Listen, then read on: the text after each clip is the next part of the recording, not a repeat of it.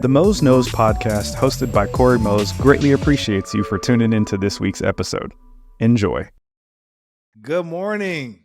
And good evening, beautiful people. What a day, night, however you're watching it. If you're watching it on Spotify, if you're watching it on YouTube, Apple Music, Apple Podcasts, whatever you want to call it, thank you. We appreciate it. As always, this is another episode of Mose Knows. Fifth one, Deon? Episode 5. And really quick, man, shameless plug. Wherever you watching this at, like it, share it, subscribe, leave a comment, ask us a question. We got to get these numbers up, so we got to do the shameless, like, comment, subscribe. So, yeah, man, jam-packed episode. We got a lot to talk about. Dope interview. Also, man, Cory, this is gonna be a banger. Hey, it's gonna be one-on-ones. You know what I'm saying? Dope interview. Banger. Especially talking about that interview. David Gbenda, linebacker for the Texas Longhorns, former All-American in high school, All-State high school player, came to Texas. And he worked, he developed, he stayed instead of transferring. And so we were able to talk to him about that and that journey of why he wanted to stay and be a Longhorn. And now he's contributing in a big way on this really great Texas defense. And so got to talk to him in the interview. Also got to talk to him about another topic that we're going to be mentioning later in the pod. The all-black versus all-white football team. The race football team. Yeah, let me clarify. Football team. The conversation started by former Steelers running back Rashard Mendenhall. He has the social media, I guess, country, people, togetherness, group, all talking about one thing, and it's who will win an all-race bowl on the football field. So we got our list. Hey, sports and music will always bring us together, man. If there's one thing that'll do it. It'll bring us together and it'll divide us. And he definitely divided us. Definitely looking to see how some of y'all are feeling. Oh, okay. Hey, I'm not gonna lie. They some tough competition. Some real stiff competition, bro. Yeah. Like they got some dogs on the other side. Yeah, they got some dogs on the offense. But why you just say offense? Hey, but look, man, we're gonna say that for later. We'll get to that. And also, of course, go ahead. We also got to talk about the other segment, Naughty or Nice. Hey, Christmas season's right around. Look at Deon's sweater. I guess mine too. I got a little Christmas sweater. What you got, D? What? Hold on. What's Let yours me make say? sure y'all can see. If you're listening to this on Spotify, visually I'm showing off the dope sweater I got for. I tried to win a contest, but didn't get to win. But I think this should have been the winner right here. Okay. Oh, so we got the. Let me know if you can see it, Cory. Does that say what I? Yep. That's what it says. Yeah. 40. For the audio list, oh my God, they got the telling donkey on the back. That's crazy. They hanging low, bro. Why they hanging so low? Yeah, I don't know okay. how to win the ugly sweater contest, but oh my goodness, that is wild. For those who can't see it, who's listening through the audio, Deon has a sweater that says "horny and lit" on the fit, with lights on it. Where'd you get that from? I got this from Spencer's. Wow, you walked in there. Proud of you. Surprisingly, I was stressing like, man, I've got a ugly sweater contest to win $50. Like, how am I gonna find this dope sweater? Bro, that's crazy. Literally just went to the mall, was getting some shoes, and walked past Spencer. I was like, I think that's it, man. That's the one. I gotta get that one. I gotta get it. But it was all pointless because I didn't end up winning. But yeah, how do you not win with that, right? You just gotta win it just because you put it on. In my opinion, like that's the sweater you just gotta win automatically. That's what I was thinking. But the judges had a different opinion on it. But it is what it is. It is what it is. But yeah, man. I mean, really quick. I mean, we guess we got to talk about our week before we jump into this dope interview. Yeah, you know the vibes. Yeah, you told me that your week was sound like it started off great and ended very. Oh my goodness, you have no idea, bro. You have no idea. Well, the last 48 hours have been crazy, but yeah, I mean, week wise, on Saturday got to watch the state championships. Went on to Arlington, saw Duncanville play, saw DeSoto play. Wanted to watch the 5-star recruit Colin Simmons, and also watch some of the other recruits that Texas is getting, and just wanted to do that just so I can kind of see what they look like in person. I haven't been able to check any of the guys out. And Colin Simmons, yeah, he's legit. Definitely watched him play. 3 sacks on the day, 8 tackles, was the defensive MVP for Duncanville as they beat North Shore. Houston takes another L in the Texas High School Championships. Wow. They just aren't. They just aren't looking good because DeSoto goes and claps another team by a record-breaking performance. So it's just Dallas. That South Dallas football is something else. But yeah, I was able to watch that. Had a nice little brunch with you on Sunday. You know what I'm saying? Chicken fried steak and eggs, pretty solid. Banger. But then on the way back, coming home to Austin, got in a car wreck. Wasn't my fault. I will say that wasn't my fault. But car got totaled, so that should probably show how that is. And got a couple like little bruising down there, you know. But we all Gucci. Got to be on air tomorrow, so we'll see what that looks like. A lot of wide shots on TV. Are you gonna get Shannon Sharp's makeup artist or? Hey, I wish. We don't do makeup though. I don't know if that's surprising you. Yeah, we don't have like makeup. Well, people do put on makeup, but we don't have like a makeup artist. Got you. But yeah, so I'm looking for cars now. From this accident, I mean, are you traumatized? I mean, how's your mental health? I mean, it sounds like how you explained it to me. It sounded like a crazy accident. Yeah, it was. I mean, got hit from the rear, and then was able to. Got hit from the rear. Yeah, I had to make sure I said the right words there. Got hit from the rear while I was trying to swerve into the shoulder because the car in front of me slammed on its brakes. So since I was already kind of going into the shoulder, the car that hit me pushed me into the shoulder. Almost went over it, but was able to stay on one side of it and then slid past the car in front of me. It was a kind of bad one. Hit my head on the rearview mirror. And yeah, had some bleeding a little bit. Both my car doors jammed. Can't get out. Had to crawl to the back seat to get out the car. Crazy enough. Was able to get out. Had some blood coming down my face. Felt like I was in a movie, you know, like John Wick. You know, like, okay, yeah, I see you. Cops pull up. Everything's Gucci. I thought I hit the car in front of me. Turns out I didn't. I just slid right past it. And then the car behind me had enough force to hit me and the car in front of me, which was wild. The police were like, yeah, that car has white paint on it. Your car doesn't. So we're guessing like you didn't hit them. I was like, oh, okay. Say less. You gotta tell me twice. I'm not at fault. You know how insurance go. But unfortunately, like, yeah, I'm not gonna get a whole new car. So we'll see how that goes. But yeah, I think I need to upgrade anyways. Yeah, you in Austin, so it sounds like Tesla boy. No, I ain't got that bread. Don't got that bread. We are shutting that down right now. Do not have that bread. Even though a lot of people in Austin like have Teslas. I didn't realize how common they were until I moved here. No, it's like kind of crazy. That's like the Tesla capital for sure. For sure. But I don't know. I don't know what I want yet. Maybe like a mini SUV or something. I want to be higher up on the road. Don't want a truck though. I can't see myself swerving the truck around. Yeah, me neither. I couldn't see you. What do you mean by that? I couldn't see you stepping up in a truck. Wow. Yeah, I don't think that's your vibe. You don't think I can? I listen to country. Why is that your first thing to go to? I live in the country. Nah. I mess with Luke Combs. You know what I'm saying? Like, I have a cowboy hat. Like, I can do that. What you mean, dog? Okay. All right. I'm repping Midland right here, West Texas. There's a lot of trucks out here. That's the qualification for having to, get a truck. I guess you fit. I appreciate that. Thank you, dude. So you have to go to the gas station, and you got the expensive gas now. Oh man, yeah, you're right. I was just talking about bread, huh? When it comes to the Tesla, yeah, that gas going. That's gonna humble you quick. But I'm just gonna not drive. I think your job. I don't know.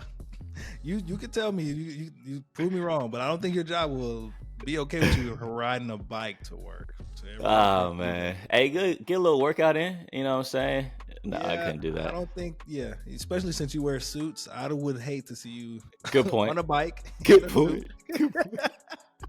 Good point. I would hate to see you in that. So yeah, don't see. Oh my goodness, buddy. But me, like I say, over the week, not much crazy things happened. Like I said, just went to an ugly sweater party, didn't win.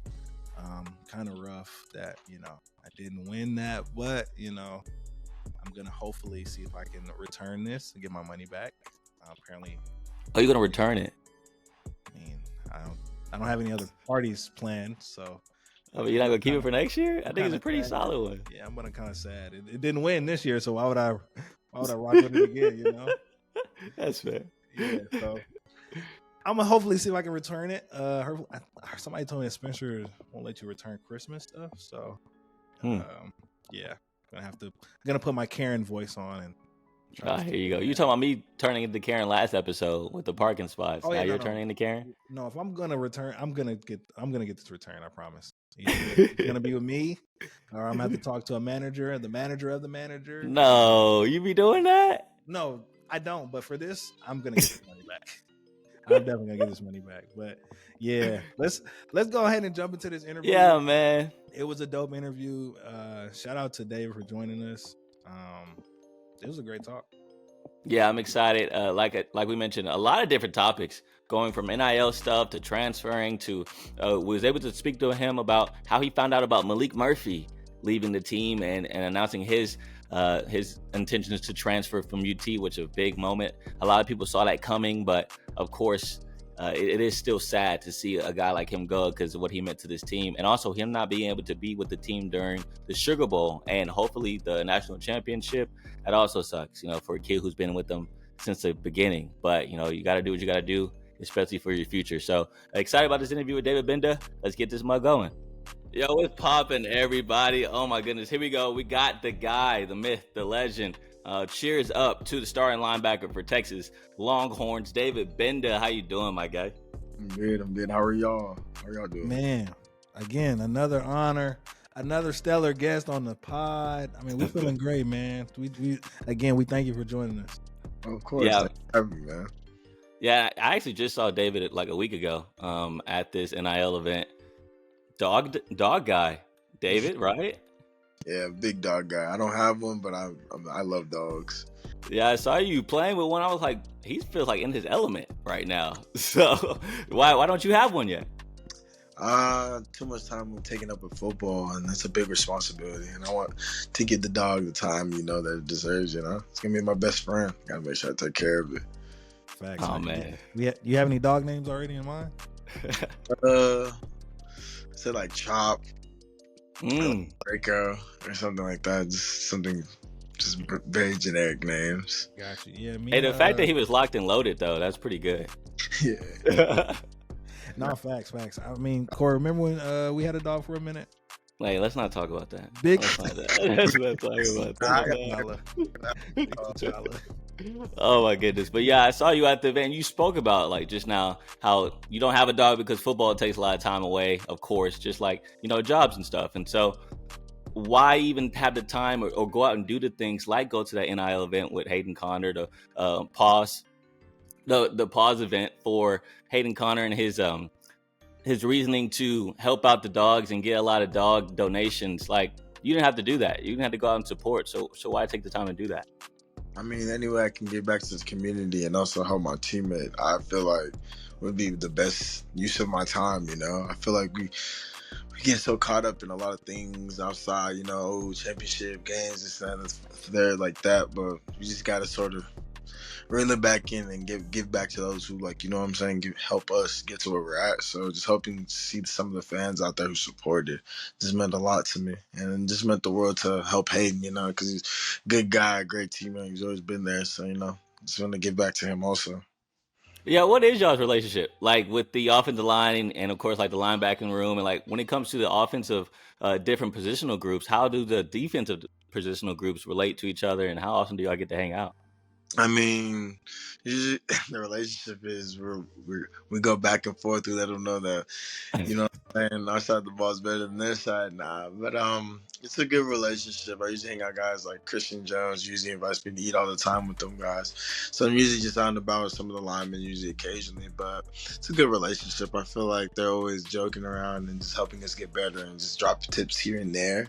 And they also ask us questions to get better. So it's sort of like a good relationship, all play and work at the same time. Yeah, you spoke about yeah, exactly. Great stuff, Deon. I like that.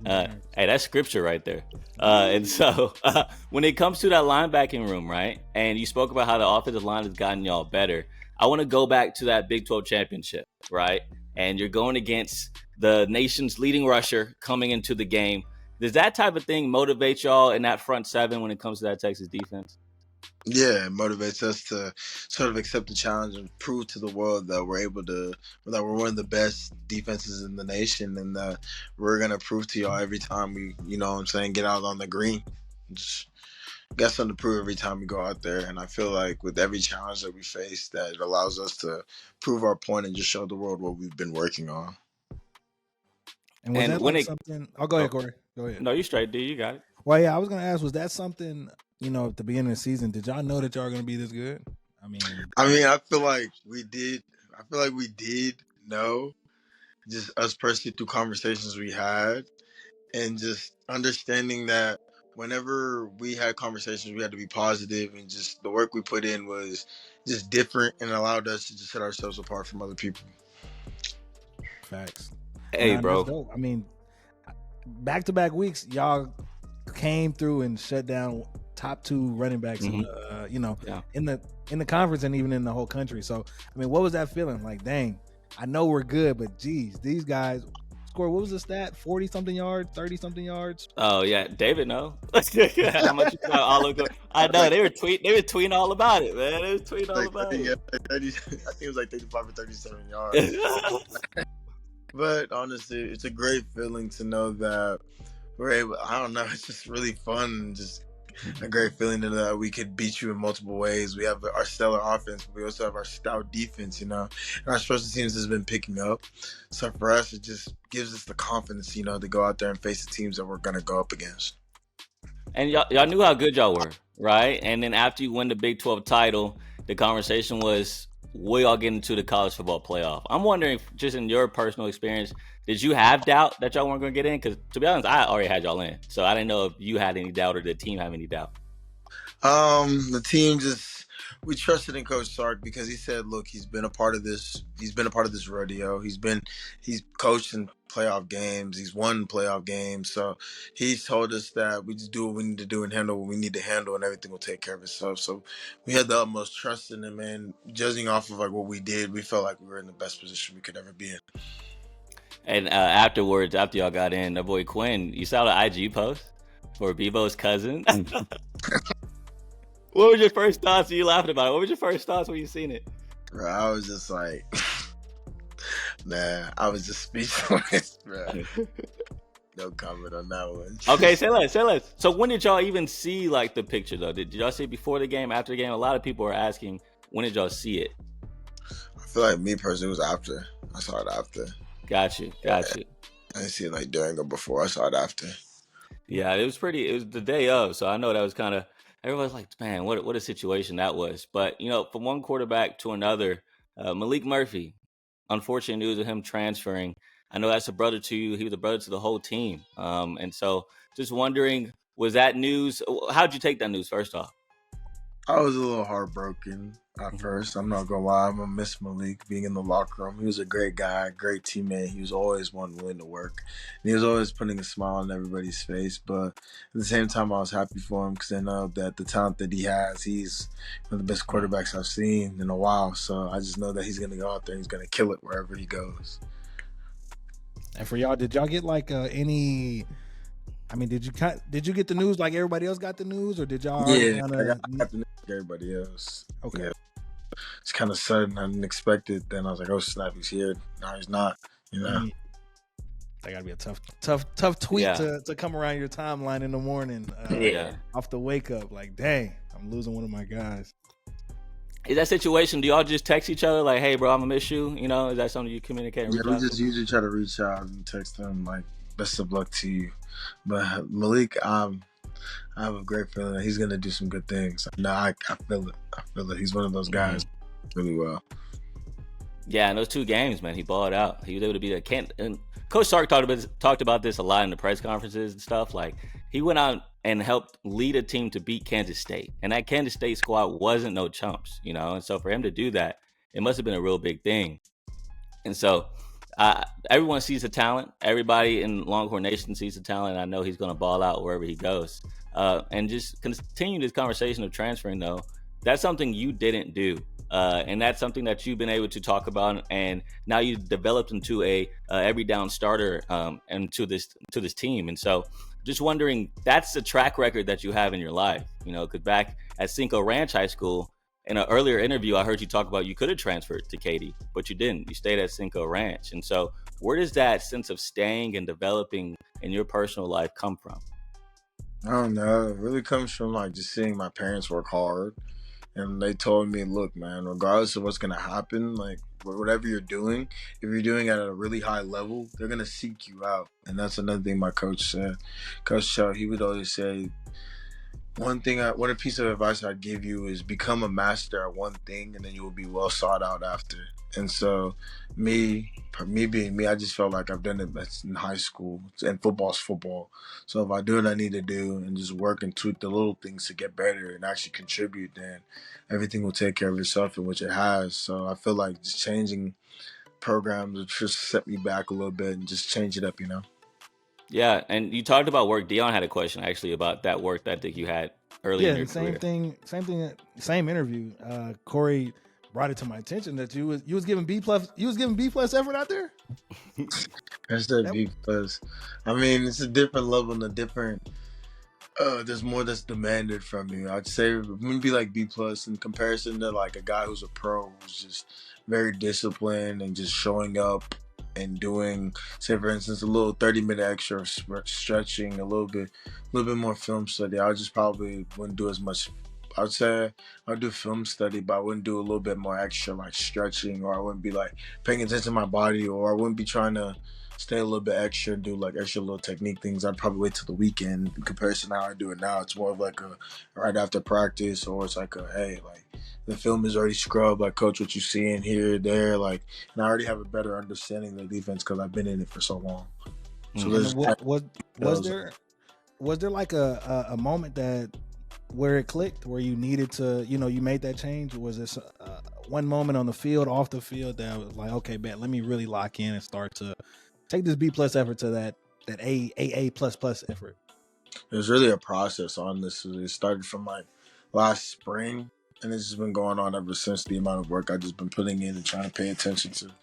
I've tried to find ways to just, anyway, whether it be extra work, extra mobility, extra recovery, extra film, tips and tricks from like the other support staff from around the building, and just other guys who have been in the position like Huff, DJ, just other little things like that. Just been consulting. I've been trying to get nuggets from like everywhere to sort of put it together in the grand scheme of making, becoming a better player. Yeah, I was going to ask, how often do you get to talk to the older guys?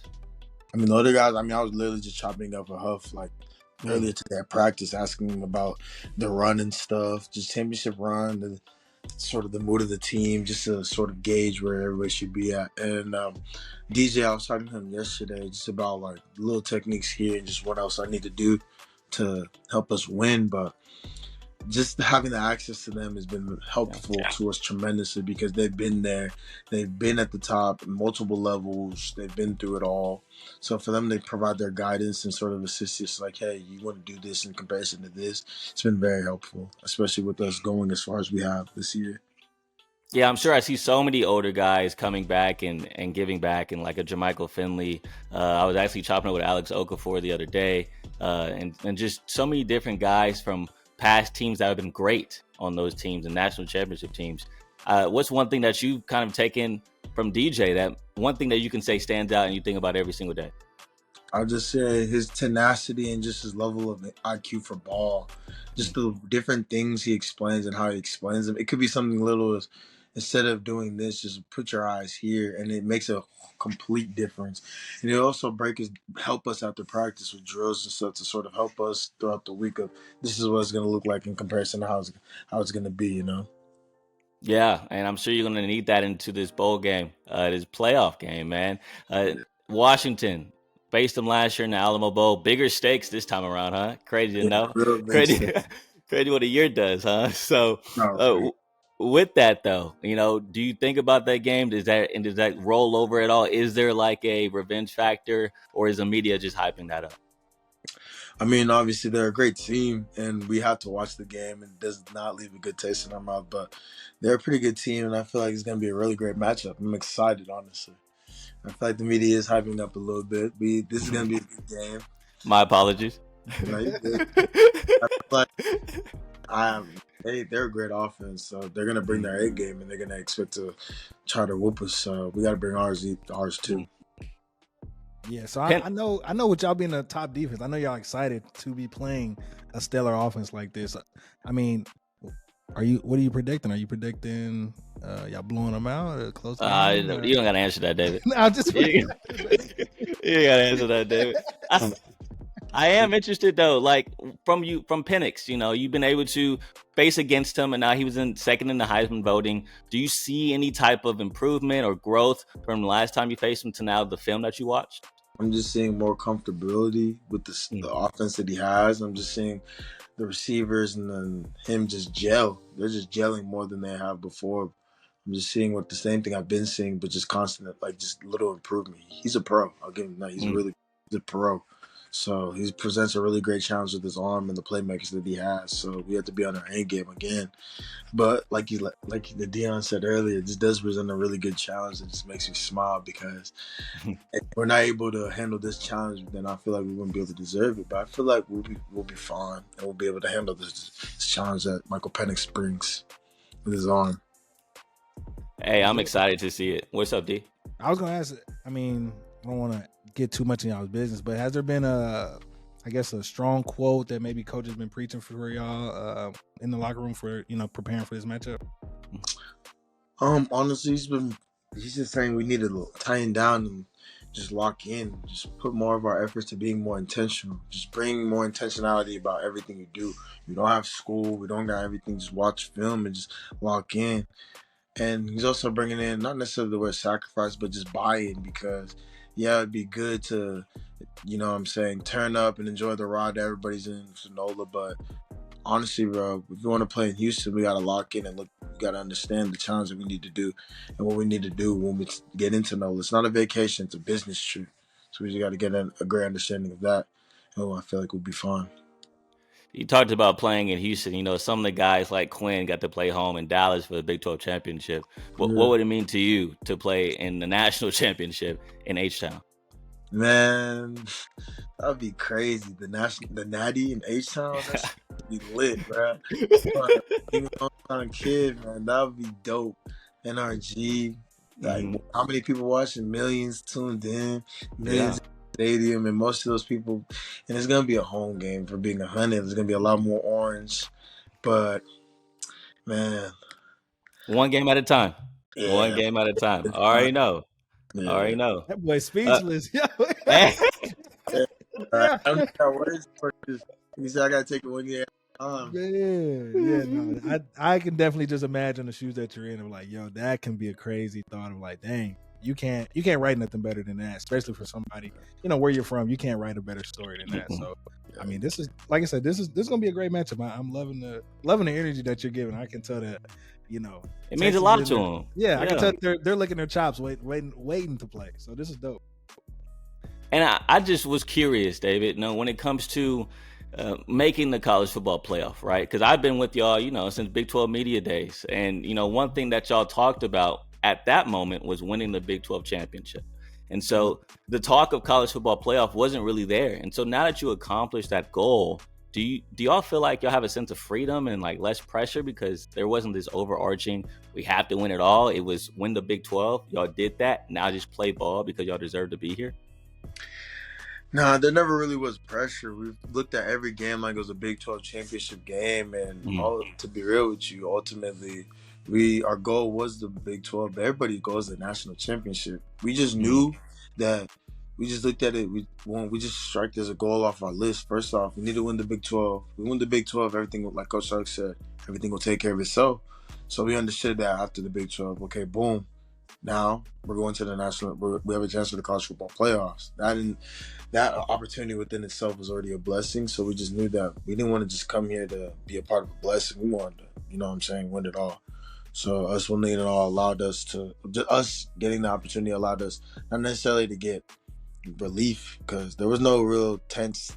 There's no tense energy over here. We're confident, we cool. We just here to play ball, but at the same time, we want to win. You want to win it all. Yeah, I could feel that for sure. Was there a moment? I know you may say at the beginning of the year, back in camp, that's when you knew. But just wondering, was there another moment within the season when you knew, like, oh, this team's legit and we can go all the way? When we won with like Maalik in there, when we won with our backup quarterback, and we stayed strong, and then after the way we handled the Oklahoma loss, I knew that we were going to be pretty good. I just knew. After those two instances, I knew that we were going to be a really good team. What was that locker room like after the Oklahoma loss? Obviously, people were upset.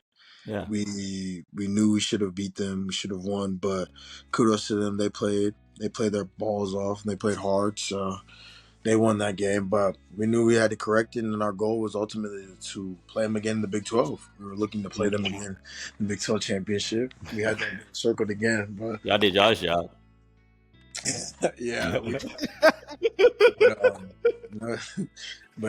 didn't have that opportunity to play them again. But we just knew that we had to tighten up the hatches, get better, go back, and not let that loss define us. And now I'm interested to know about, with that loss, it was a miscommunication. And knowing that since that game, the defense has really, really, really stepped up and become one of the best, if not the best, run stopping defenses in the nation. And so what does it mean to you to be a part of that change and a part of that, turnover when it comes to that Oklahoma loss, to the growth that you've seen since then? It feels really good to understand that we made some corrections, applied it, put it on the grass, and we're getting better. That's how I knew we were going to be a championship team. Also, we're adaptable and we're getting better gradually. That's how championship teams end up in the championship. Of course, they don't lose and they get better.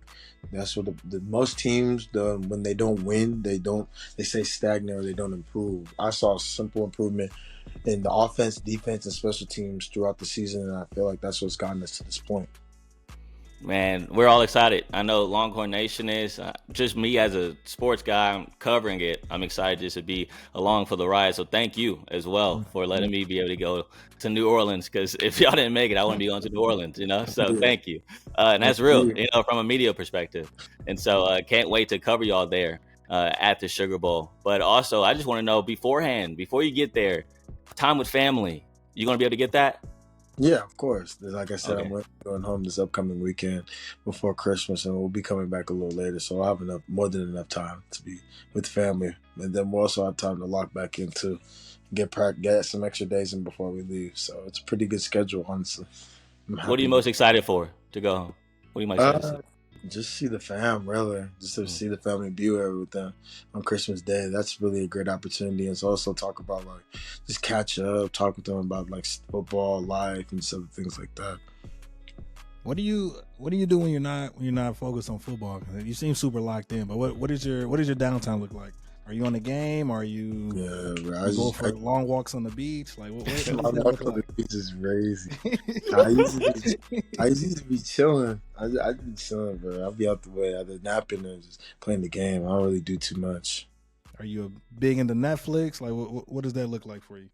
There's not football on. I'll be watching Netflix. Usually Netflix guy, or I'll be on Madden. Usually, yeah. Okay. Well, we asked Alex Okafor last week. Yeah. Who's your team?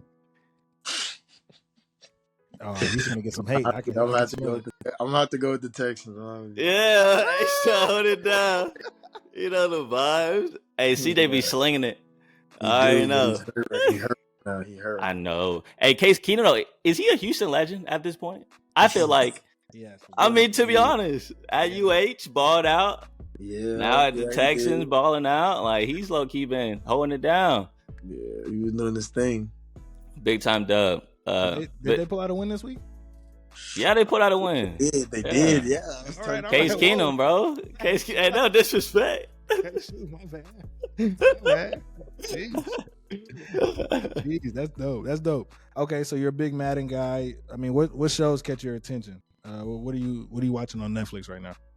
I'm not watching on Netflix. I'm usually a movie guy. I watched that new #1 movie. What was it called?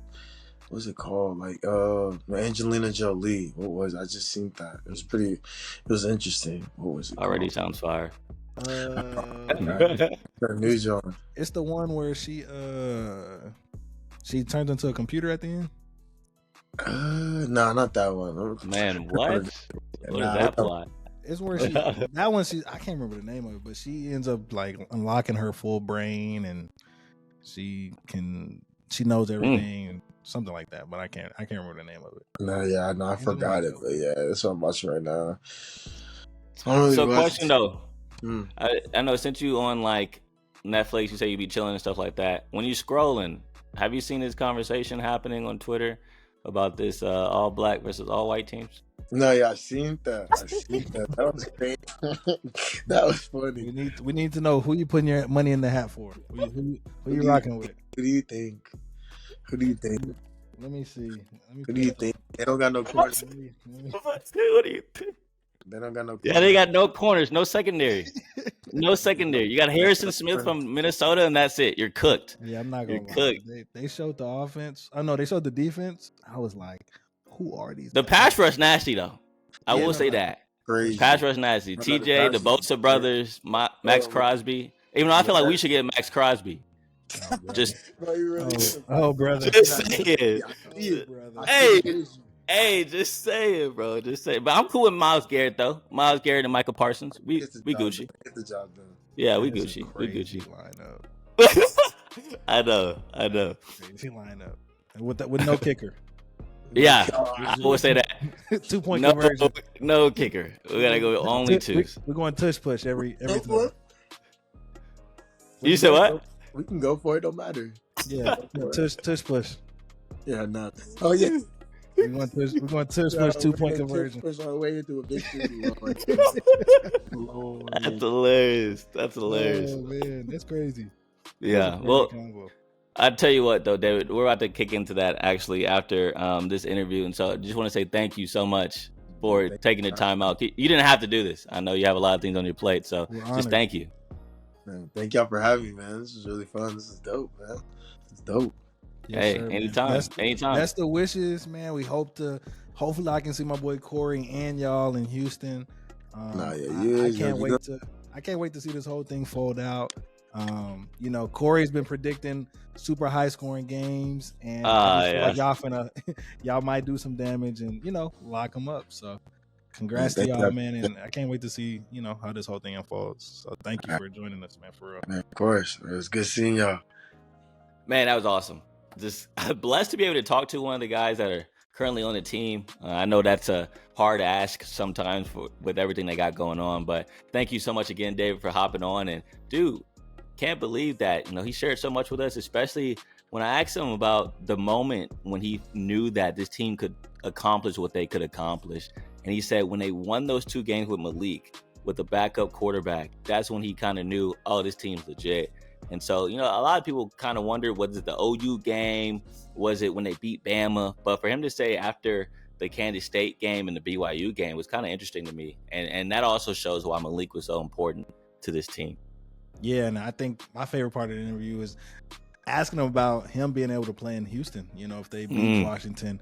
And you could just see the excitement on his face and just trying to imagine if we were in his shoes and us being able to play in our hometown for the national college football championship. It's kind of crazy, So that was my favorite part. You could just see the excitement on his face. You can see that, he really wants to get Washington out the way, play in Houston, play at the crib. And yeah, man, that was dope. Dude was speechless. Yeah, he couldn't even get words.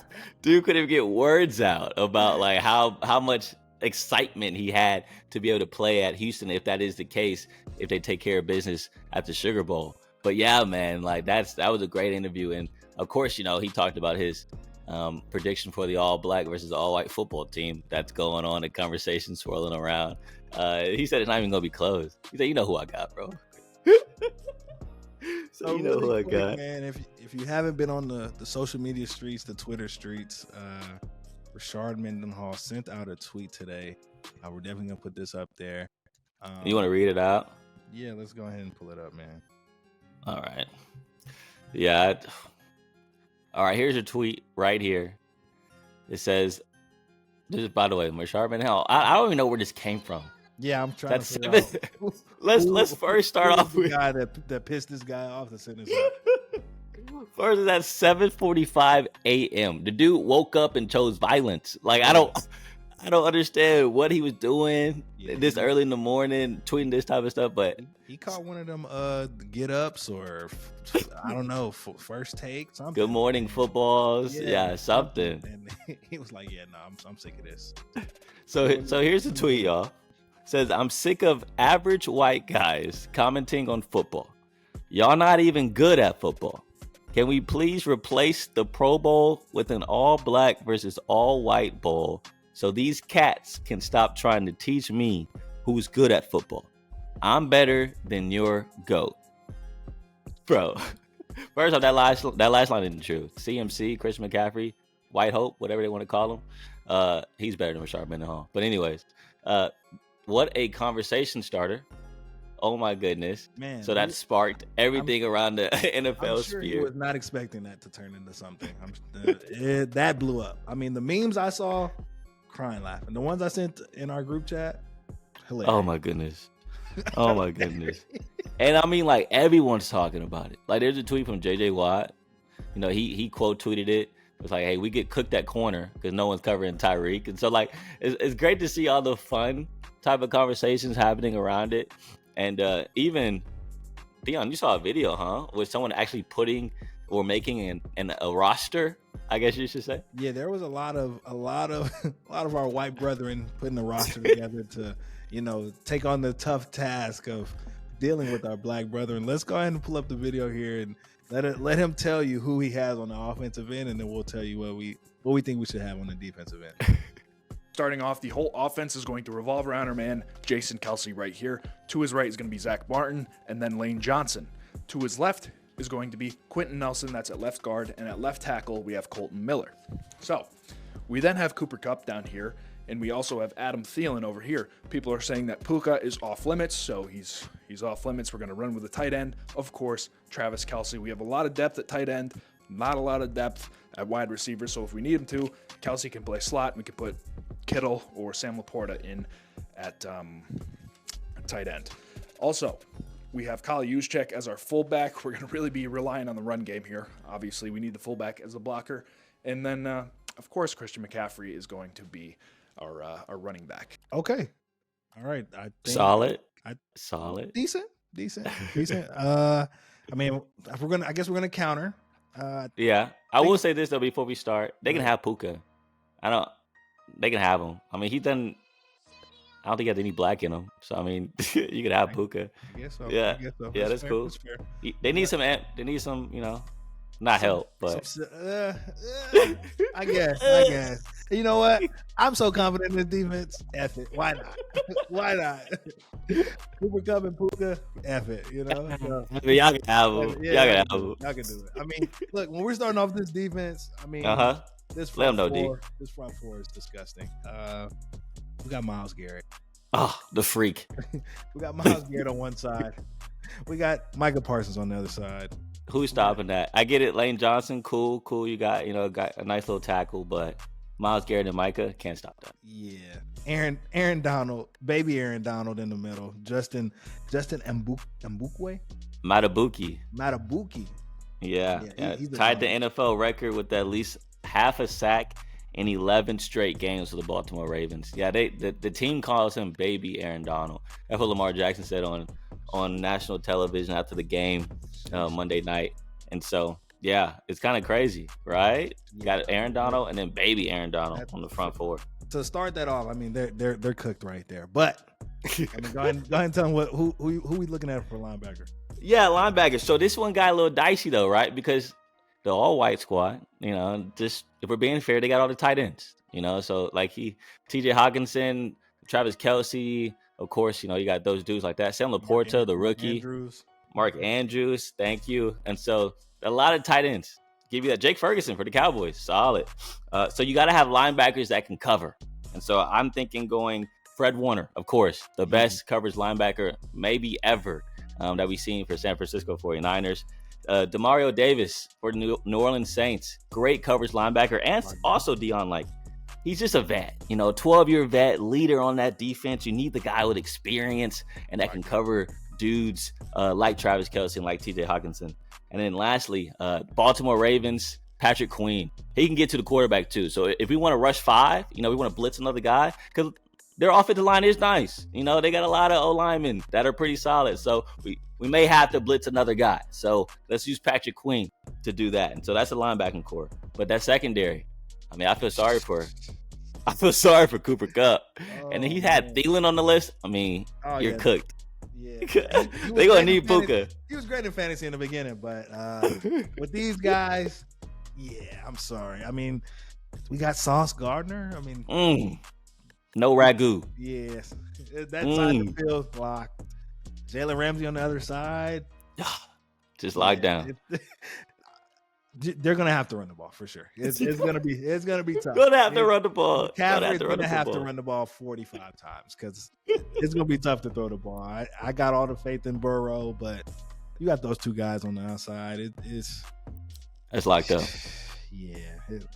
We got Patrick Surtain, Kyle Hamilton, Jesse Bates.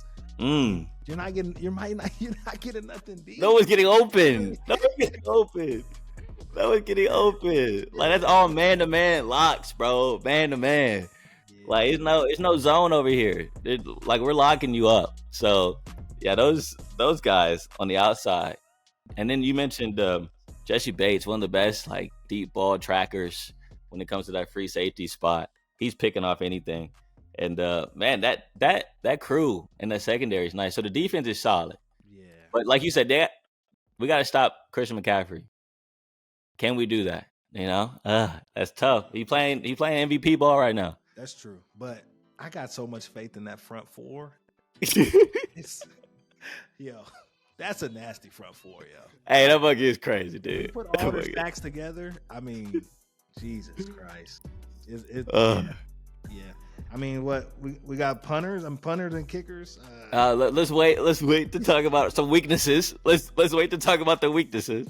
Let's go into what the other team has on defense. Let's see what the other team got on defense. This is where things get complicated. Here's the defense. We have a great defensive line. Max Crosby, Nick Bosa, Joey Bosa, and TJ Watt.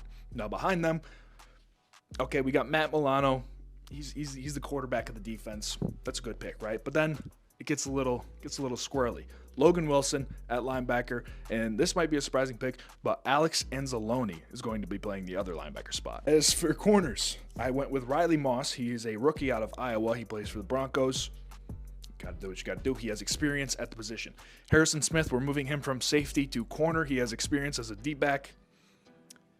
Again, you got to do what you got to do. Let him ball. And then at the safety position, we have Reed Blankenship, and Jake Bobo is going to be used as our utility guy. He's a wide receiver for the Seattle Seahawks. He can either be there, or if we really want to do it, Taysom Hill, we know that guy is incredibly adaptable. But Jake Bobo, he's 6'4", 210 pounds. We're thin up there, boys. We got to make some moves. Very laughable. Very cooked. Extremely laughable.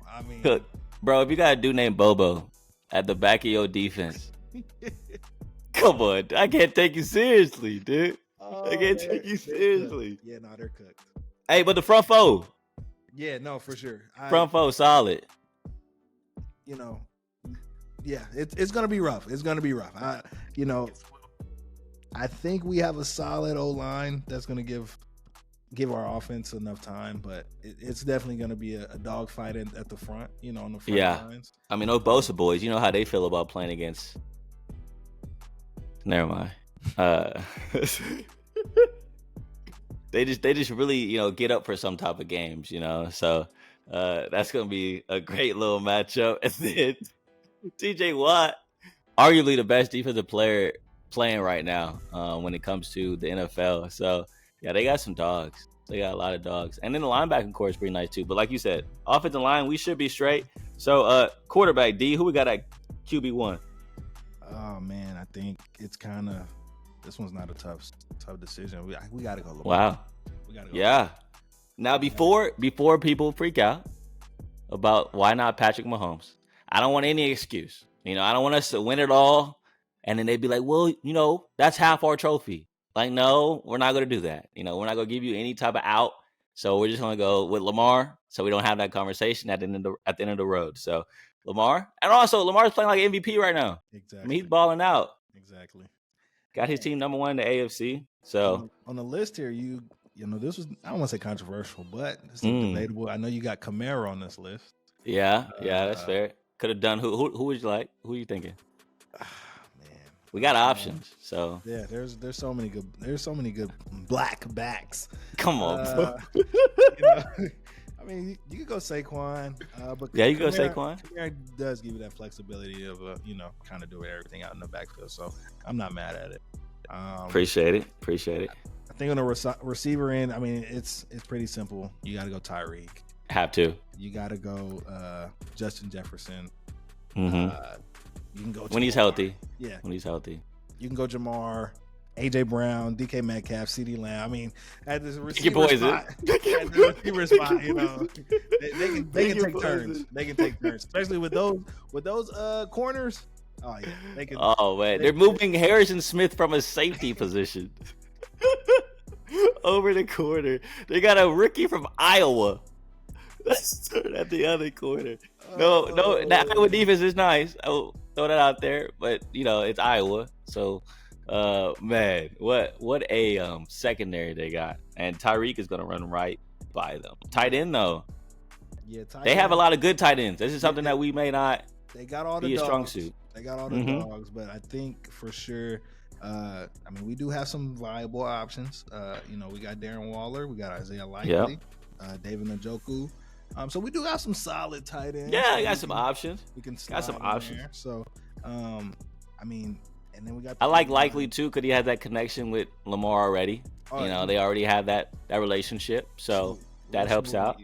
From the O-line, we got Trent Williams, Shaq Mason, Eric McCoy, Elijah Vera Tucker, Ronnie Stanley. I mean, yeah. I know. I will say this though, it's gonna be a dogfight, but I like that line. Yeah, that line, that center position. I mean, not if I'm being transparent, Deon. I searched. Yeah, the Google. I searched like top centers in the NFL. Yeah, I'm like scrolling, and I'm like, there's a lot of white guys. There's a lot of white guys. Where is a black center? So yeah, we gotta go with Eric McCoy. Had a good rookie year, apparently. So was has fallen off since. So yeah, that's the only position I am kind of like, yeah, they got that locked up, bro. That center position, but decent enough. It's Lamar can scramble. So yeah, that's what I was gonna say. That's why I like the flexibility of having Lamar back there. It's just funny, man. Like for some of the positions that we're weak at, it's kind of a question of, do these guys actually want to play that position, or just weren't good enough to play, a different position? For like in our case, we have the center position, we're kind of weak. Yeah, special teams where the kicker position. Oh man, is it time to talk about it? Yeah, we have to. The kicker position, we're kind of weak. I mean, you found these guys, so please explain. Bro, it took a minute to find them. Explain the backstory on these guys. So when I looked up punter, all right, I already know NFL got a ton of white punters. Look, special teams were cooked. If we're being honest, special teams were cooked. There's a lot of great white special teamers out there. So punting wise, we only had one option. There's only one black punter in the NFL. And his name is Presley Harvin III. He plays for the Pittsburgh Steelers. So thank you, Presley, for your service and for Hold it down, brother. Hold it down, brother. Hold it down. Hold it down. So that's our punter. We have no other option. Now, when it comes to kicker, they got nasty. When it comes to kicker, it got disgusting, dude. Looked up, same thing. NFL kickers. No one found. No one found. So I'm like, okay, well, let's go to the next division, right? We get it. There's not any of us in the league. But maybe in college, right? Let's look around. So my first thought was, let me go to a historical black college, at HBCU, and man, it should be easy, right? So went to Florida A&M University, who just won a big game, the Celebration Bowl, over Howard University. Finished the season 12-1. Probably and arguably the best HBCU right now playing football. Who's their kicker? White guy. White guy. Oh my goodness. So I'm scrambling at that point. And looked at the last kicker to be in the NFL. It was back in 2020, Deon. A whole 3 or 4 years ago was when the last time a black kicker was in the NFL. Name is John Brown, though. Pretty generic name. But John Brown played in 2020 for the Jacksonville Jaguars. He played in college at Louisville. And he had 2 career field goal attempts. I'm sure he hit all of them, right? No, didn't. Hit one of 2, and the one he hit was just 31 yards. So that's all we got. That's our only option, and we're gonna rock with it. You know what I'm saying? So all this is telling me is that we're going tush push 2-point conversion every time, and I guess we're squib kicking for the kickoff. We're just straight squib kicking because that's probably the best kick that we got. We cannot let this be a defensive battle. That cannot happen because we're cooked if that's the case. Because the way Justin Tucker gonna be booming them mugs over there, we got 75. We got no shot. We got to go for the 4th down and score touchdowns. We cannot kick field goals. But pretty solid though. If we can score, we'll be Gucci. Make this a high scoring game, and I think we'll get a couple stops here and there. Right? I don't think it'll be a blowout. What you think? Oh no, I think it's a blowout. I think that defense is gonna I think that defense is going to just have a great time out there. I think 4 sacks for everybody on the defense. Oh my goodness! No credit to the O-line over there on the other squad. I think all out blitz every play. I think they send the whole house, and Joe Burrow just man up in the back. Yeah, I think Joe Burrow is gonna be like, "Yo, I think I want to switch sides." Call me Joe. Hey, we'll take him. Yeah. Joe Shiesty. Yeah, call me Joe Shiesty so I can go with them boys over there. Cause what in the world? We'll take him. And also Max Crosby. That's another guy. I'm like, very. Bro, I mean, the way he be smoking the cigars, you know what I'm saying? Like tats everywhere. Yeah. We know who we hang with. Yeah. You know, let's get a little Dave Chappelle trade going on. Yeah, he was one of them. But this was fun though. I like this a lot. This was a fun conversation. Who would have guessed at the beginning of the day before this tweet was sent out that we were all going to be researching kickers, black kickers. Hey, respect to John Brown though.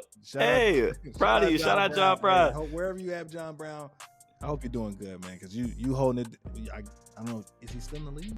No, definitely not. Hey, shout out John Brown for back in the day holding it down. 2020 pandemic, you was doing your thing, man. 1 for 2. 1 for 2. Oh my goodness. Let's get into it, man. Last time we got to get into the naughty. We got the Christmas sweaters on. You know what I'm saying? I got a little Whataburger Christmas sweater. You feel me? What? Where do you a little water. Where do you get? Okay. Don't worry about that. All right. Don't worry about that. All right. That boy's locked in. Hey, sounds slight.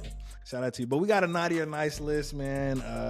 The naughty or nice list is just a list that we came up with of people that for sure are getting coal in their stocking, and people that are going to get everything they wish for. They are on the nice list. So starting off at number 1 on the naughty list.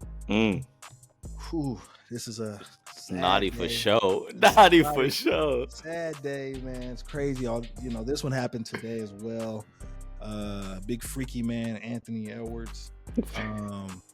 Boy, this is a crazy day. Can you explain the situation, D, for anyone who doesn't know about Anthony Edwards? Well, it looks like Anthony Edwards had him a side mission with a young lady. They ended up having intercourse, and it turns out that the young lady was pregnant. Sounds like, from what it looks like, the young lady posted their text messages. It looks like, I'm not a big fan of that.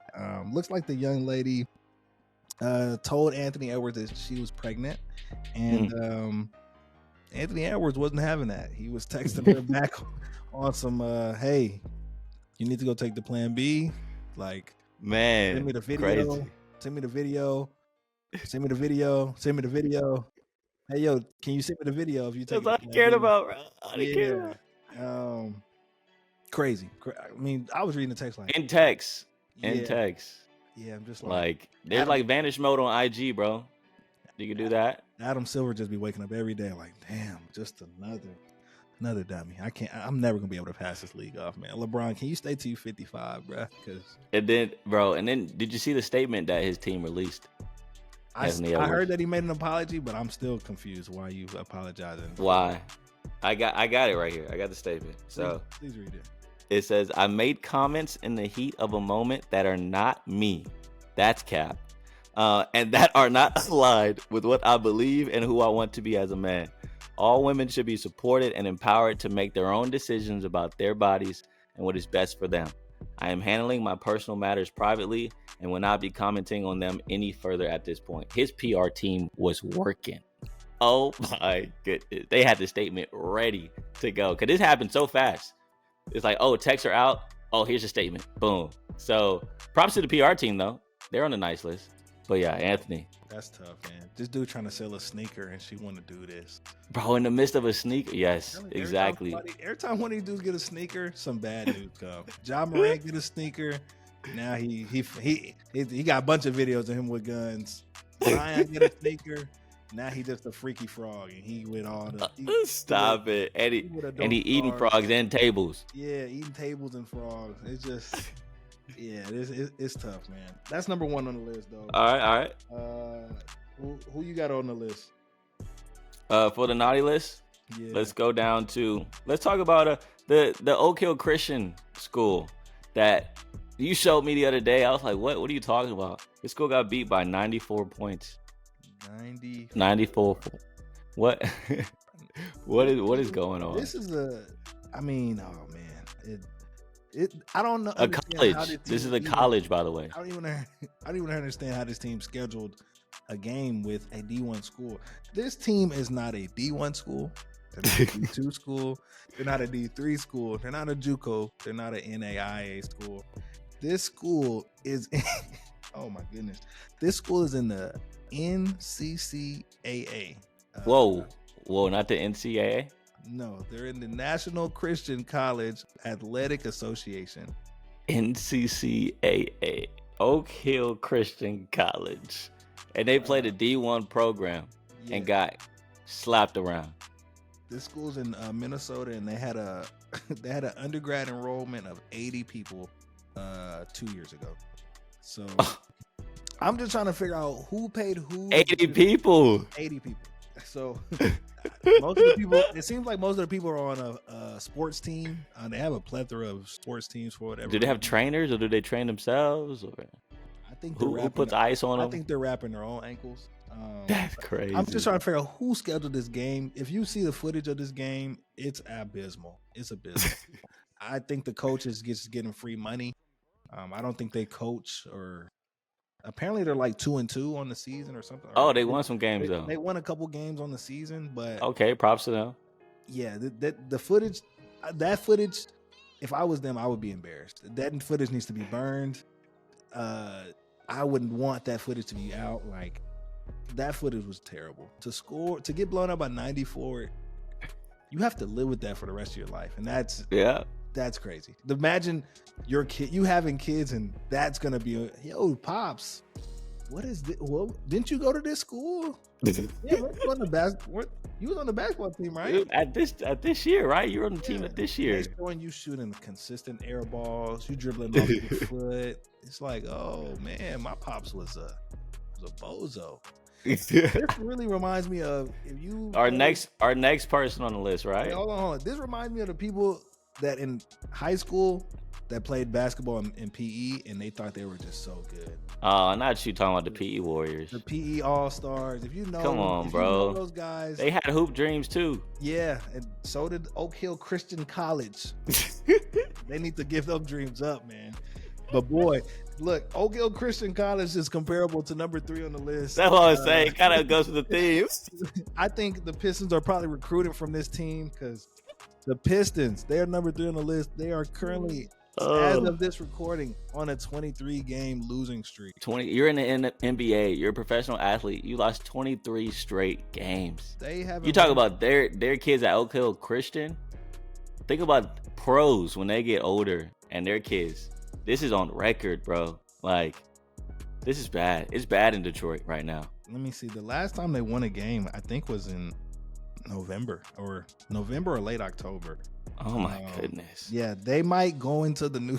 They might go into the new year without a win in like months.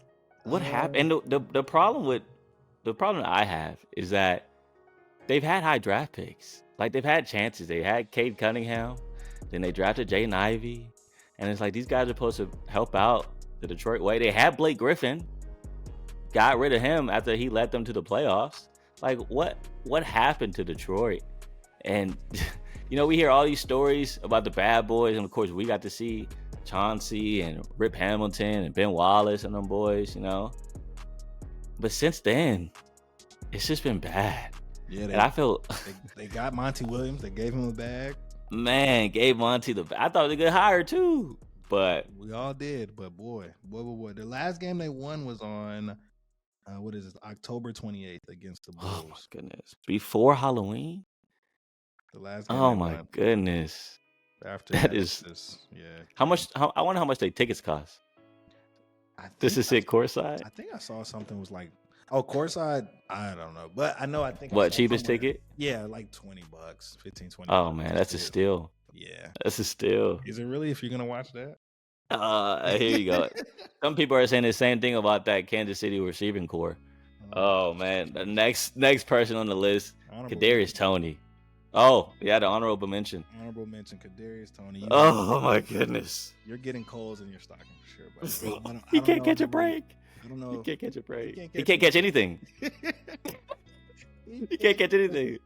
Oh my goodness. It's sad. It's sad that this is what Patrick Mahomes has to deal with on a week-to-week basis. This guy just finds a way to have a memorable uncatched pass, and it just seems like almost every game.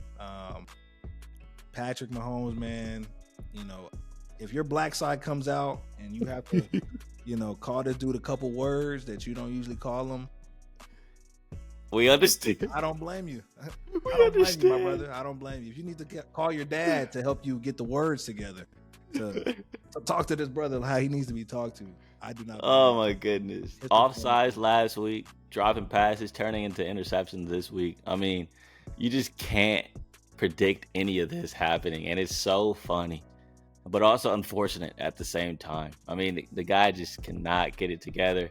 And that's why he's on the naughty list. But one more honorable mention, huh, Deon? Man, we got soon to be UFC champion Draymond. Draymond, Whoopa Brothers, but Green. Yeah, you're getting calls in your. I mean, for you this run that you're on of crazy, starting back with Jay Poole. Yes, sleeping dude, sleeping teammates. I mean, we go back even before that. You was kicking people in the nuts. I mean, geez, bro. It's been a long time coming for this suspension. This indefinite suspension it's well deserved. As of today, he got into counseling, so hopefully that goes well. Hopefully there's something that they get out of him. I just don't see him taking that seriously. Me neither. But I think him and Adam Silver had a real talk where it's like, yo, bro, I've been rocking with you for a while now. I've been slapping you on the wrist. So you get to the point where, you might not be in the league no more. And you just got this contract. So that's crazy. You just got this contract. So I think the swing on Nurkic was. Yeah. I watched it so many times, and I'm trying to see like, okay, maybe what happened? Maybe nah, bro. You just looked like a goofy, swung around and hit you in the face. But yeah, hopefully he gets the help he needs in this counseling. Yeah. Hopefully it works. Hopefully comes back a better player to help this Warriors team. Help this Warriors team. Most importantly, I'm tired of it. I mean, the fact that his highlight tape is him stomping people in the chest, punching people, kicking people. Like, golly, dude, this is the NBA. This is the tackling NBA. people like This is crazy. This is hilarious. That is his highlight tape that I can. Keep Oh my seeing goodness, on. this isn't slam ball. Yeah. You know, you ever see slam ball? Yeah, no, I think he wants. That might be where he goes because He'll fit in there though. yeah, no, He he will might, fit in there. He might be the Jordan in that league. How he's playing now. Oh, the GOAT. Well, I know Jordan wasn't on a lot of people's nice list because a lot of people hated him, but we have a pretty good nice list, I feel like. Starting with something that happened literally tonight, right? We're recording this Tuesday night. First game back for Ja Wick, a.k.a. John Morant. And, man, hit a game winner. First time back from suspension. You said they were down when you was watching them, right? They was down by like 18, 16, dude. Like I was watching, I turned off the game because I thought, like, oh, these boys are garbage. Like Memphis, that roster, Deon. If you look at that roster, I mean, it's bad. It's god awful. People are hurt, mind you. So there's some people that's not playing, but it's bad. And so the fact that they were down by 16 or so, I thought the game was over. They're playing the Pelicans, Brandon Ingram, Zion, CJ McCollum. Somehow, some way, John Morant, my apologies, dropped 34 with the game winner. So he has to be on a nice list, right? He did his time. He did his time, came back, and he balled out. So congrats, Ja Wick. He definitely got to get in the booth. His first day out song would probably be fire. First day out. I'm not gonna lie. Shout out T Grizzly. Yeah, for sure. Next on the list, man. One of your favorites, Texas volleyball national champion. National champion, swept number 1 seeded Nebraska. Like it wasn't even close. It was crazy. And mind you, Nebraska only lost 1 set throughout the whole NCAA tournament until they played Texas, and Texas just got the brooms out. Like congrats to Madison Skinner, Asia O'Neal, who's had 2 open heart surgeries. What a story she has. And to now being back-to-back national champs after being the underdogs this time around. Oh, it's just a special moment and just something that will be remembered, I feel like, for a long time because of the way they've won and because of the storyline of this team wasn't stacked per se. People thought that this was a rebuilding year for Texas volleyball. But instead, it's like, nah, we going back-to-back, baby. You know what I'm saying? Just like Drake. So, yeah, congrats to them. So they're definitely on the nice list. And then, man, next one on the list, though, he got a bag this summer. And he's one of the few guys that got the bag and is still healthy in the league. I mean, all the guys that got the bag, I mean, they're out for the rest. Production of the go down. Yeah. Or they hurt. Yeah, shout out to Lamar, man, number 3 on the nice list. He's playing like MVP right now. I mean, this previous game against the Jags, I mean, he was doing anything he wanted out there. A lot of highlight plays. He wasn't going down. You can tell that these last few years of him getting injured, he's really being more precise and efficient with his runs. He's not looking to take as much contact. He's looking to go down and he's really highlighting how good of a passer he is. Yes, bro. Stick it in the pocket. That, those guys at the draft day were trying to ask him if he's a wide receiver. Man, disrespectful. Just disrespectful. It's crazy. Like, did you not watch the game against Clemson, bro? Dude balled out. But yeah, you're totally right. And like, I'm just more shocked with the contract, right? He didn't have an agent. And that was a whole topic throughout the whole offseason. Will they sign Lamar Jackson? Remember, he was throwing shade on social media about, Baltimore don't really care about me.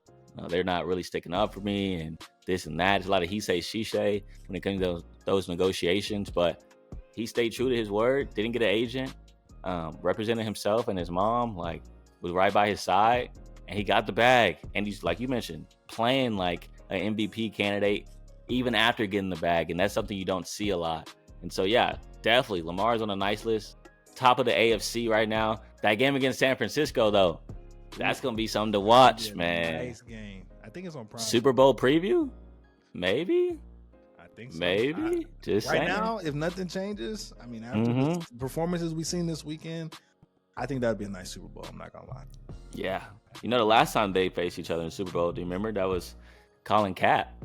Yeah, dude. Colin Kapp and Joe Flacco going against each other. Ravens versus 49ers. The Harbaugh. That's when Jim Harbaugh was coaching over at San Francisco at the time.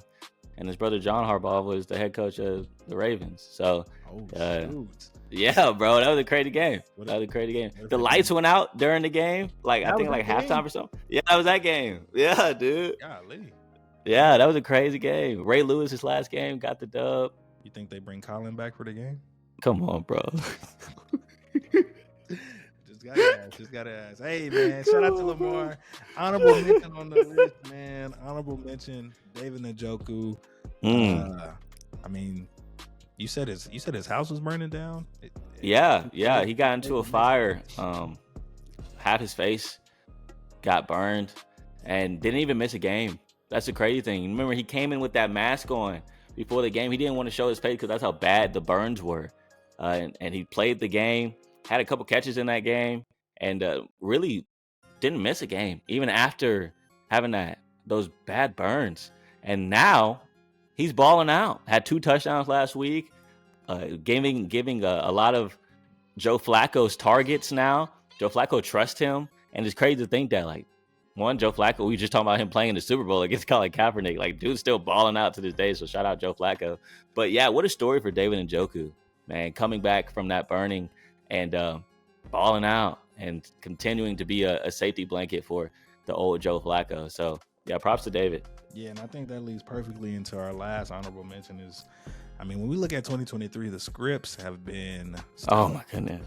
2023 scripts for really all sports have been it's been a great year for the scripts, man. The people in the back writing the scripts for all these sports, man. You're doing a great job. Congrats, man. Y'all done y'all's thing. I mean, y'all really have. Like you said, who would have thought Joe Flacco would be in the league? Oh, who would have thought, bro? At the beginning of the year, who would have thought Joe Flacco would be here, dude? Like, what? Who would have thought? Oh my goodness! Out of randomly, Joe Flacco's in trying to lead this Browns team to the playoffs. Then it's the Browns. Yeah. Like, of all the teams in the league, it's the Browns, and they're successful. Yeah. Like, what? With no Nick Chubb, by the way.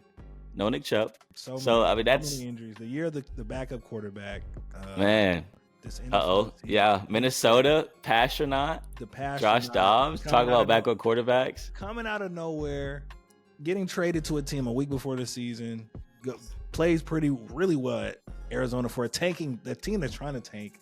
Yeah. Traded to Minnesota, has 2 or 3 great games. Knows nobody's name. Goes out, knows nobody's name. There's no plays. Like, trying to figure out who's running what route, and then goes out and wins the game. This week ends up being the 3rd string. Come on, bro. You'd have to share that, though. Because this story, it was a good story. The story just gets crazier and crazier.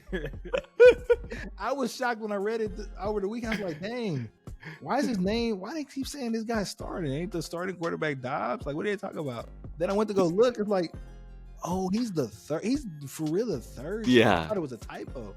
Nah, he's not even backup no more. It's kind of sad. It's also sad what happened to Las Vegas with the Raiders. Their coach getting fired. And then before he got fired, you remember that report that came out that said they had like a roast session? Yeah. On Josh McDaniels? And it's like all the players just went off and spoke their piece. And the next thing you know, the dude's fired. People have been getting fired crazy. I mean, man, the Chargers. I mean, the week prior, him saying, yeah, no, I'm gonna be the one calling the plays for this defense. We haven't even got blown out at home yet. Like, y'all need to have more faith in us. We're fine. We're fine. Oh, okay. And the next week they get 63 points put on their head. Oh, who could? But mind you, he should have been gone last year. The fact that he was still there is already a great story. Yeah. But man, the fact that he set his L up like that is crazy. Like, you can't even. Man, we've never been blown out. Okay, say less. By the Raiders.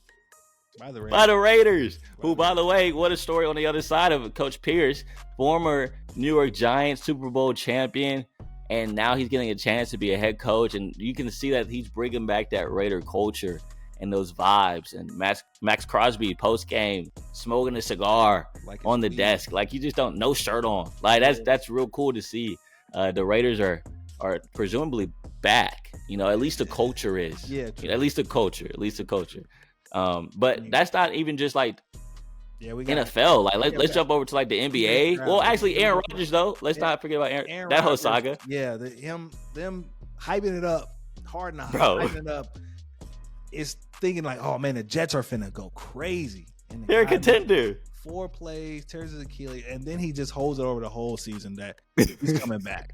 He's coming back. I promise. My Achilles. Nah, I'm coming back. If we're in the playoff race, I'm coming back. From Achilles tear, I'm coming back. And then today come out, yeah, he's not going to be ready for we know. I don't know anybody that believed it. Maybe the Jets people believed it, but he wasn't coming back. Then we got CJ Stroud, rookie phenomenon. Then we go to, you told me earlier, we got Messi coming into in MLS. That's the whole nother league coming to America, and not just coming to America like the movie. Like the dude was making Americans look bad. They must have been paying those guys to not play any defense for that guy. Because oh my god, having game winners. Remember, he went on like a streak with a bunch of penalty kicks, and it's like, I do this. No, I'm that guy. Like they paid those guys not to play no defense. Oh my god, and he just cooked the whole MLS saga, and so that was a crazy storyline. Because before the year, who would have thought like Messi would be over in the United States playing for Inter Miami? But then like think about the NBA. You know, we just talked about it on the naughty list about Draymond Green. I mean, that's a crazy storyline. Whoever wrote his script was never would have thought that this guy would be choking people out for sure. Oh man, you got John Wick. I mean, John Wick saga. That's even a crazy thing. I mean, for his whole year, guns everywhere. He gets suspended a couple games. Gets another gun video. Gets suspended for another bunch of games. Then he comes back and hits a game winner. And just imagine if he takes this terrible team to the playoffs. Horrible team. I mean, they're currently at time of the recording, they're in 13th place. They're god awful. Yeah, they're god awful. If he can make them get into the play-in tournament, I mean, that would be crazy. The Chetty versus Wemby. That's a great conversation. We got Giddey and his. I knew you gonna bring Giddey up. We got Giddey and his debacle. We got Zion supposed to get the torch passed to him. And man, we got two situations with Zion, huh? Like first, freaky man, the whole freaky man situation. DMing, Snapchatting, making them videos. Oh my goodness, Mariah Mills couldn't do any better. Come on, my guy. You're Zion, dude. You're Zion in New Orleans. Jeez. And then speaking of in New Orleans, that whole situation with him and Stephen A. Smith, and apparently, quote, eats the table. This year has been that's a crazy script, dude. Imagine writing that script. Yeah, no. And be like, this gonna get him. And it's like, at this point, they're writing it. It's like, nah, there's no way they're gonna believe this. Wait till I write this. Wait till this plot twist comes in there. Oh, bro, Udoka. That whole script. Oh my god. With the Rockets. Oh man, what a script that was. Yeah. Nia Long. Come on. It's been a great year in sports, man. These scripts have been amazing. I mean, I guess Texas Rangers, by the way, MLB finally winning the World Series. Yeah, whipping Houston to get there too. We didn't have to say that. Okay, just saying. I mean, we could just gave props to the Rangers. Shout out to the Rangers. We could have just gave props to the Rangers, but all right, see how it is. But look, man, this is our naughty or nice list. Comment below anything that we missed, anything y'all think should be added to the naughty list, the nice list. Man, episode 5 was great, man. How you think this one went? You already know, bro. I always enjoy talking to you. I enjoy talking to David Gbenda as well. Thank him again for coming on. But, dude, all black squad. Easy money. Easy money. Hey, take the over. Easy. On that game. Take the over. I say 63-24 like Vegas. They gonna put up 24? Yeah, I can see McCaffrey getting his. All right, say less. Respect to CMC. But hey, you saw him in a picture though. He had a do-rag on. Why he need a do-rag? man, oh man, that's respect though. He can do whatever he wants. You know what I'm saying? Like he's McCaffrey. Yeah, so MVP candidate, do what you got to do. But I was like, he got a do-rag on. Yeah, I'm sure his wife was concerned that day. But yeah, great show, bro. Great show. Any final words? Final words. It's the holidays. Remember the true reason of Christmas, man. Get around some good family. If you can, if you're grinding right now, everybody understands. Sometimes you got to sacrifice a holiday. But yeah, what about you? Not much. Just like that Kirk Franklin song, Jesus is the reason for the season. You know what I'm saying? I'm gonna go crazy. But definitely spend time with your family. Be able to sit down and like watch football or basketball. They're both on. They're both on, and so that's gonna be what you clicking on. What you watching on Christmas? NBA? Oh, NFL? for sure. I'm a Christmas is for NBA. I don't know. I know there's one thing of NFL trying to. Is that because your fantasy team doesn't make the Super Bowl? All right, so it's time to end the show. I got jokes. That's definitely honorable mention on the naughty list. Wait, didn't you come in fifth? Hey, anyways, I hope y'all have a wonderful Christmas. I hope y'all enjoyed the pod. And as always, YERRRR!